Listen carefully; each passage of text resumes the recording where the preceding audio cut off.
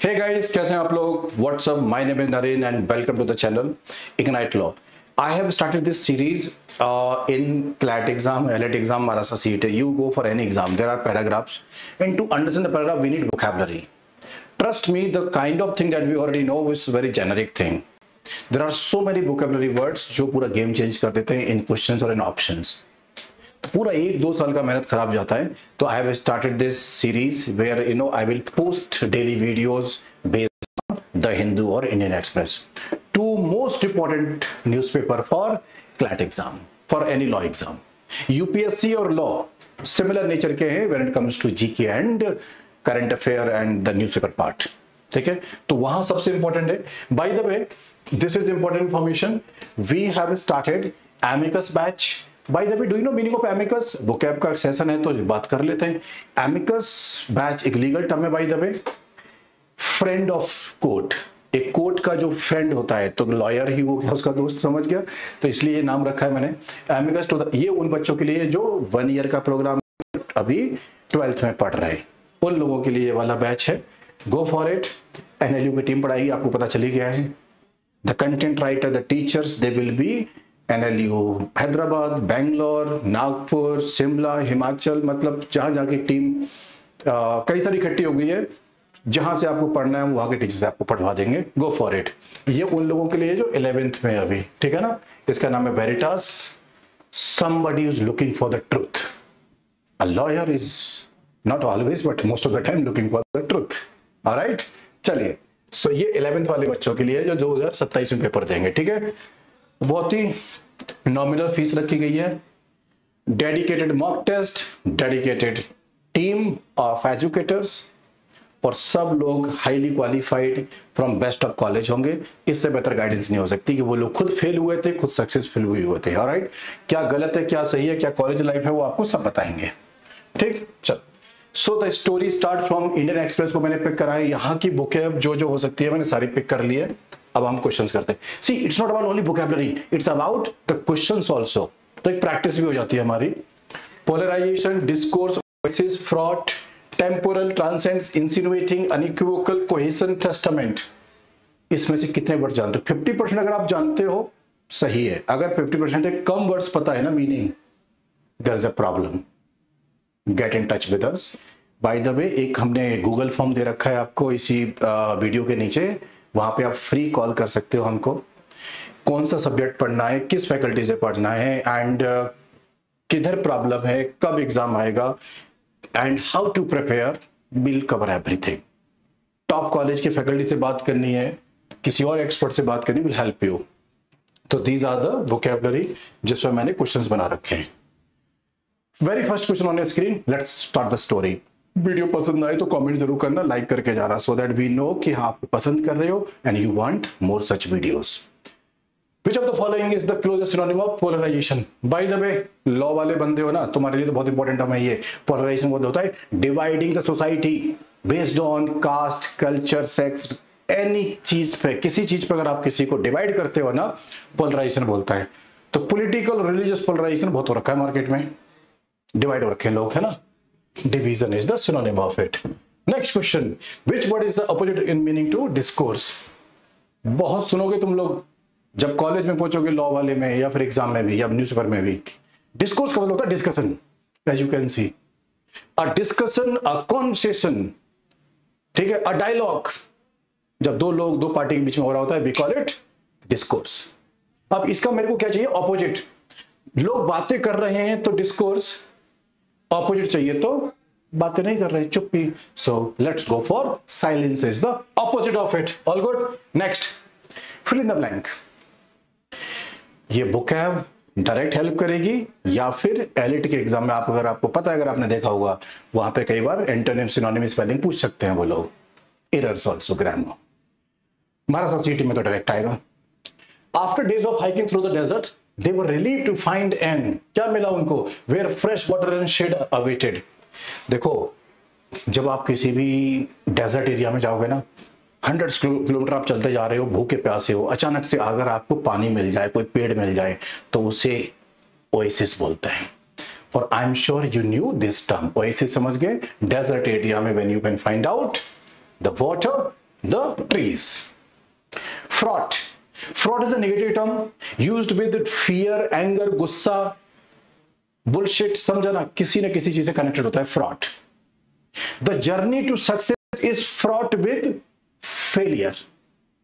Failure से भरी पड़ी है, नेगेटिव चीज से. Which sentence use the word fraud correctly? The basket is full of apples now. अरे हम तो नेगेटिव ढूंढ रहे हैं. This is a positive one. Sorry. She was fraught about missing the bus. Hey, fraught में डर है, fear. लेकिन मीनिंग सही जा रहा है, लेकिन यहाँ पे there is a preposition. Fraught with is correct preposition. ये रहा. The conversation was fraught with tension. Negative term है, yes. नेगेटिव मीनिंग आ रहा है, yes. और correct preposition, yes. He felt fraudly, नहीं होगा. So this is the C should be the correct answer, correct usage of it. सारे words कहां से सबको पता चल गया? द इंडियन एक्सप्रेस के आर्टिकल में से उठाए गए. आप भी एक अपना पर्सनल डायरी बना के रखो, book diary. Choose the closest synonym of temporal. Hey, temporal मतलब अर्थली आइटम्स. हमारी जो दुनिया है, आप जहां बैठे हो, जिस घर में बैठे हो, ये जो पेन पकड़ रखा है मैंने, एनीथिंग जो दुनियादारी की चीजें हैं, अर्थली, उसे टेम्पोरल बोलते हैं. वो एक होता है वो स्पिरिचुअल और गॉडली, डिवाइन. और डिवाइन दिखता, भगवान किसी को दिखता तो है नहीं, समझ गया. लेकिन अगर पत्थर रखा है तो वो टेम्पोरल है, अर्थली आइटम है, वो दुनिया का है. ओके, सो टेम्पोरल मतलब अर्थली आइटम्स जो हमारी जमीन पे है. Next, transcends. हे, ट्रांसेंड का मीनिंग सुनाओ. ट्रांसेंड का मीनिंग दैट गोज बियॉन्ड. मैंने आपको ना एक छोटा सा ऐसा पॉइंट बना दिया. आप कह रहे हो छोटा सा पॉइंट है. एक बंदा कह रहा है this represent the earth and the Galaxy around us, the life beyond. तो तुम जब किसी मीनिंग के बियॉन्ड चले जाते हो ना, दूर का देखने लगते हो, व्हेन यू गो बियॉन्ड, एक there is a quotation, do not look at the tree but the forest. तो एक बड़े से जंगल में कोई लोग सिर्फ पेड़ देख रहा होगा और कोई बंदा पूरा जंगल की तरफ देख रहा होगा, समझ गया, बड़ी पिक्चर. तो फिर वो क्या बोलेंगे उसको? ट्रांसेंड्स. तो ट्रांसेंड का मीनिंग तो समझ गया, गो बियॉन्ड, है ना, गो बियॉन्ड. लेकिन इसका एंटोनिम चाहिए मेरे को, तो लिमिट. लिमिट मतलब बंदा वही रह गया एक कुएं में, एक छोटे से घर में, और ट्रांसेंड मतलब बाहर निकल गया. All good. इंसिनुएटिंग बहुत इंपॉर्टेंट वर्ड है, आप अपनी लाइफ में यूज करना है इसको, एवरीडे लाइफ में. अगर कोई आपसे गलत चीज बोल रहा है, आपको बोल रहा है कि आपने चोरी की हमारी बाइक, तो आप बोल सकते हो you are insinuating, you are insinuating that I have killed your friend. तो आप बोल रहे हो आप गलत बोल रहे हो, गलत आरोप लगा रहा है मेरे पे. यू आर इंसिनुएटिंग मतलब नेगेटिवली आप बात कर रहे हैं. He was insinuating that I have cheated, I cheated. तुम गलत बात बोल रहा है कि मैंने चीटिंग की है. तो ये तो इसका करेक्ट यूसेज है. Insinuating is correctly used here. But she used an insinuating tone to suggest something was wrong. कुछ गलत था और उसने टोन यूज करी, तो this looks good. The teacher insinuating, teacher गलत चीज बोल रहा है. द फॉर्मूलास, टीचर फॉर्मूलास गलत नहीं पढ़ाते हैं, समझ गया, जानबूझ के गलत नहीं पढ़ाएगा, राइट. तो टीचर यहां पे इंसिनुएटिंग का मीनिंग गलत है. Alright. The look he gave was deeply insinuating. तो बहुत ही खतरनाक लुक था, गलत, wrong, incorrect and negative look था हमारा. तो यहाँ पे सही यूसेज है, ये सही है, यहाँ पे गलत यूज हो रखा है. तो इसका आंसर है सी. अनइक्विवोकल, इसको ऐसे समझिए आप लोग. इक्विवोकल को पहले समझो. इक्विवोकल का मतलब होता है if I said something, equivocal इसका मतलब उसके दो मीनिंग जा रहे हैं. You have no clarity, you are confused, you have no clarity. और unequivocal ने बोल दिया तो इसका मतलब है क्लैरिटी आ गई, एक ही बात बोली. जैसे आप यहां देखो, strictly no parking beyond this point. इस पॉइंट के बियॉन्ड कोई पार्किंग नहीं होगी, सीधा लिखा है भाई साहब. इसमें कोई ऐसा नहीं है कि हाँ पार्किंग कर सकते हैं कि नहीं कर सकते हैं. पता है यहां पे और लिखा होता है अनइक्विवोकल का example, if you park here I will kill you. अगर किसी ने बोल दिया अगर मेरे घर के सामने गाड़ी लगाई मैं आपको गोली मार दूंगा, और I am entitled to this, तो इससे ज्यादा क्लैरिटी क्या आएगी? तो अनइक्विवोकल का मतलब होता है फुल ऑन क्लियर. तो इसका ये और अगर इक्विवोकल बोला तो उसके कई दो मीनिंग जा रहे होते हैं, तो वो कंफ्यूजन होता है। जिस चीज का एक ही मीनिंग है वो है unequivocal. Alright, next sentence, cohesion. पता है कोहेशन, कोहेसिव और अडेसिव दो वर्ड होते हैं। सिमिलर काइंड ऑफ पार्टिकल जब जुड़ते हैं ना आपस में, फिजिक्स केमिस्ट्री में आपने पढ़ा होगा, कोहेसिव और अडेसिव, दो सिमिलर टाइप के लोग हैं। जैसे मैंने अभी ब्लैक टी शर्ट पहना है, एक बंदा और यहाँ पे ब्लैक टी शर्ट पहन के खड़ा हो जाए तो हम कोहेसिव हो गए ना, समझ गया? तो माय पॉइंट इज कि कोहेसिव का मतलब होता है पुटिंग थिंग्स टुगेदर। जैसे अगर आप यहां देख पा रहे हो, ये बंदा रेड कलर का, ये बंदा रेड कलर का है, तो ये कनेक्टेड है ना आपस में यहाँ पे, तो इसको क्या बोलेंगे? कोहेसिव, जब चीजें कनेक्टेड होती हैं। तो अपोजिट चाहिए हमें, कोहेसिव का मतलब साथ में आओ, सिमिलर लोग। यूनिटी तो सिनोनिम है, बॉन्डिंग सिनोनिम है, कनेक्शन सिनोनिम है। डिसइंटीग्रेशन का मतलब होता है अलग कर दो, तो इसका ऑपोजिट हो गया। Alright, next, testament. टेस्टामेंट होता है द प्रमाण, द एविडेंस, द प्रूफ। आपका ऑल इंडिया क्लैट 9 रैंक आ गया, अंडर 10 7 रैंक आ गया 5, तो मैं बोलूंगा your success, your being a topper is a testament to your hard work, discipline, commitment, ambition. ये इन सब चीज का प्रूफ है वो। तो your success is a testament to her hard work and determination, a proof, evidence, all good. चलिए next, which of the following, ये नया टर्म है, और by the way this term is slang, informal term है, newspaper में आया है, हमें पता होना चाहिए हमारे, क्योंकि हमारे जो क्लैट, एलएट या फिर महाराष्ट्र सीईटी के जो पैसेज आएंगे वो कहाँ के? न्यूज़पेपर के आते हैं, मैगजीन्स के आते हैं। तो ऐसे वर्ड आ सकते हैं।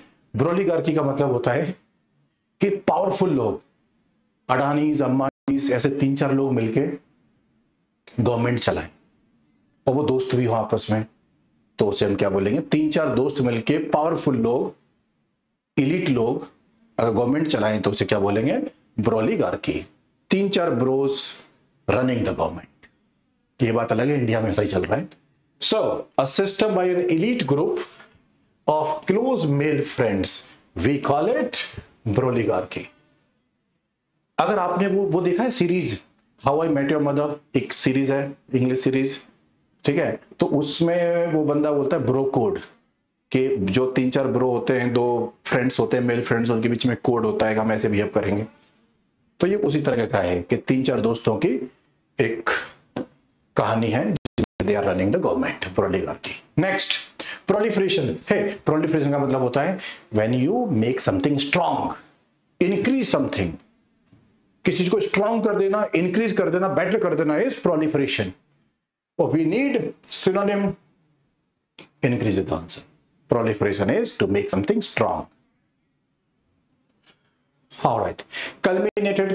Culminated का मतलब होता है to reach your goal and, समझा ना, किसी हाईएस्ट लेवल पे पहुंचना, किसी हाईएस्ट लेवल पे पहुंचना is called culmination. Her long years of study culminated, कहां पहुंच गई वो? In a PhD from Harvard. तो इतने सालों की जो मेहनत थी वो उसको वहां पे लेके गई। Culminated to reach end goal, highest level. तो इसका ये आंसर होगा। नेक्स्ट, रीइनविगोरेटिंग, फिर से एनर्जी आ जाना, पावरफुल हो जाना। 10 घंटे आपने पढ़ाई करी, उसके बाद से आपने 1 घंटे के लिए नेटफ्लिक्स पे फेवरेट अपना शो देख लिया, तारक मेहता का उल्टा चश्मा, और आप फिर से रीइनविगोरेट हो गए, फिर से सुपरचार्ज हो गया, है ना? Which of the following sentence used reinvigorating correctly? Nap was reinvigorating after the long hike. हाँ, आप 10 घंटे को पहाड़ों पे चढ़ता रहा, थक गया, आधा घंटा सो लिया, and then you will feel powerful again. Correct usage यही है इसका। He reinvigorated his soaps with salt. बाकी सब गलत है, ये करेक्ट आंसर है। लूम्स का मतलब होता है जब कोई चीज अप्रोच कर रही है, नियर आ रही है, मर्डर आ रही है, इन सिंपल टर्म्स।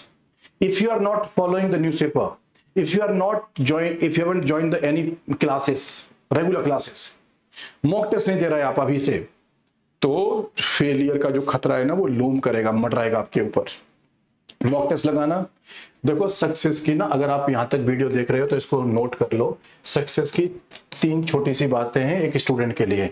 एक तो क्लासरूम, जो मैंने आपको दिखाया था ना, batch launch, Veritas and amicus, इस तरह के बैच हमारा ज्वाइन करो, किसी का भी करो, लेकिन पढ़ाई करनी चाहिए। क्लासरूम, फिर उसके बाद होता है न्यूज़पेपर, और देन आता है मॉक टेस्ट। अगर इसमें से कोई एक काम किया, काम नहीं होगा, 100% नहीं होगा, लेकिन समझ लो हो सकता है किसी का हो जाए। लेकिन अगर जो एवरेज लोग हैं, they need classroom training, newspaper and mock test. आपको मेरा एफर्ट कैसा लगा जरूर बताइएगा, and if you want me to continue this series, will continue. ठीक है, क्लासेस 16 अगस्त से स्टार्ट हो रही है, लॉन्च हो चुका है। Go and subscribe, best of teacher आपको पढ़ाएंगे। ठीक है, एंड एक नंबर है, if you want to talk to me, I have been teaching CLAT for 4-5 years now. All India rank जो सिंगल डिजिट वाले हैं वो भी आए हुए हैं। मेरा फेसबुक, मेरा लिंक्डइन अगर प्रोफाइल चेक करोगे तो you can see the profiles there. I want you to be the next profile. Alright, तो see you in the batch. Amicus जो 12th में पढ़ रहे हैं अभी, उनके लिए, जो अभी 11th में पढ़ रहे हैं, जो 2027 में पेपर देंगे, उनके लिए बेरेटा बैच है। So go for it and thank you. Make sure to subscribe, अपने स्कूल और अपने क्लासमेट, बैचमेट सबके साथ शेयर करो। Let the revolution begin for yourself, for us. Let's succeed together. Cheers.